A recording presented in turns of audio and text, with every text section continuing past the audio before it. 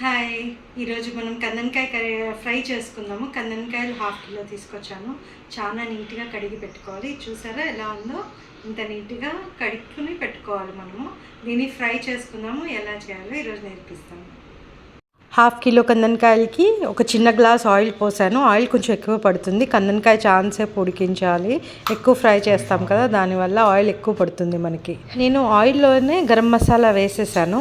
ఈ garam masala oil flavour అనేది కందనకాయకి first నుంచి పట్టుకుంటుంది.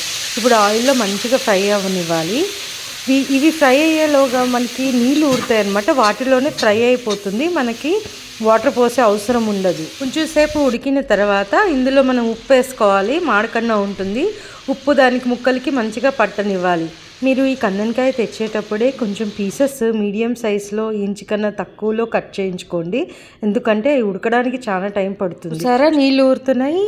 ఈ నీళ్ళలోనే ఉడికిపోతాయి అన్నమాట బాగా. కందనకాయలు ఉడికేలోగా మనం మసాలా ప్రిపేర్ చేసుకున్నాం. ఇది స్పెషల్ మసాలా. ఎండుమిర్చి, జీలకర్ర, మిరియాలు, ధనియాలు ఇవన్నీ కావాలి మనము మసాలా పౌడర్ చేసుకోవడానికి. ధనియాలు ఫస్ట్ వేసుకొని దూరగా వేయించుకోండి. తర్వాత మనం మిరియాలు వేసుకుందాము. మిరియాలు తర్వాత ఎండుమిర్చి ఇవన్నీ వేగిన తర్వాత దించే ముందర జీలకర్ర వేసుకోవాలి. ముందర వేసుకోవద్దు. ఇవన్నీ వేగిపోయిన తర్వాత గ్రైండ్ చేసుకోవాలి మనం ఈ మసాలా. వేగిపోయినాయి చూడండి. దూరగా మంచి సువాసన వస్తుందన్నమాట మనకి. ఆ స్మెల్ వచ్చినప్పుడు బంద్ చేసుకోవాలి. ఇప్పుడు అల్లం వెల్లిపాయ పేస్ట్ 1 స్పూన్నర వేసుకోండి. దీనికి అల్లం వెల్లిపాయ పేస్ట్ కొంచెం ఎక్కువే పడుతుంది. ఎందుకంటే ఎక్కువ వేసుకుంటే మంచిగా ఫ్లేవర్ మొత్తం ముక్కల కన్నికి పడుతుందన్నమాట. మనం ఉల్లిపాయలు ఇవన్నీ ఏమీ వేసుకోము. అల్లం వెల్లిపాయ పేస్ట్ డైరెక్ట్గా వేసేస్తాము. అల్లం వెల్లిపాయ పేస్ట్ పచ్చివాసన పోయే వరకు మంచిగా వేయించుకోవాలి. ఈ ఆయిల్లో మంచిగా ఫ్రై అవ్వాలి. ఆ తర్వాత మనం పసుపు తీసుకొని 1 స్పూన్ పసుపు వేసుకొని మంచిగా కలుపుకోండి. పసుపులో ఇన్ఫ్లమేటరీ గుణాలు ఎక్కువ ఉన్నాయి. సో నేను నాన్ వెజిటేరియన్ ఐటమ్స్ ఏది ఉన్నా కొంచెం పసుపు ఎక్కువే వాడతాను. నార్మల్ వెజిటేరియన్లో కొంచెం తక్కువ వాడతాను. ఇంతకు ముందు మసాలా వేయించుకున్నాం కదా, అవన్నీ ఒక గ్రైండర్లోకి తీసుకుని ఇది ఉడికేలోగా మనము దాన్ని బరకగా గ్రైండ్ చేసుకోవాలి. నేను చూపిస్తున్నాను చూడండి. ఈ విధంగా బరకగా అవ్వాలి, మరీ మెత్తగా అవ్వకూడదు. ఈ టైంలో ఇంపార్టెంట్గా చెప్పేది ఏంటంటే కరివేపాకు ఫ్లేవర్ అనేది ఈ కందనకాయ ఫ్రైలో చాలా ఇంపార్టెంట్. మనం ఇది ఫ్లేవర్ కొంచెం ఎక్కువ వేసుకోవాలి కరివేపాకు. అలాగే కొత్తిమీర కట్ చేసుకుని మంచి శుభ్రం చేసుకుని పక్కన పెట్టుకోండి.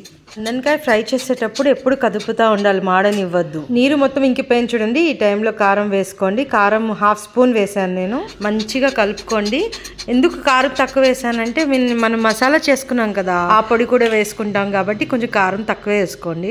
మీరు బాగా స్పైసీ తింటారు అంటే కారం ఎక్కువ వేసుకోవచ్చు. ఈ టైంలో పొడి వేసుకొని మనం కలుపుకోవాలి. మనం చేసుకున్నాం కదా, ఆ పొడి వేసుకోండి.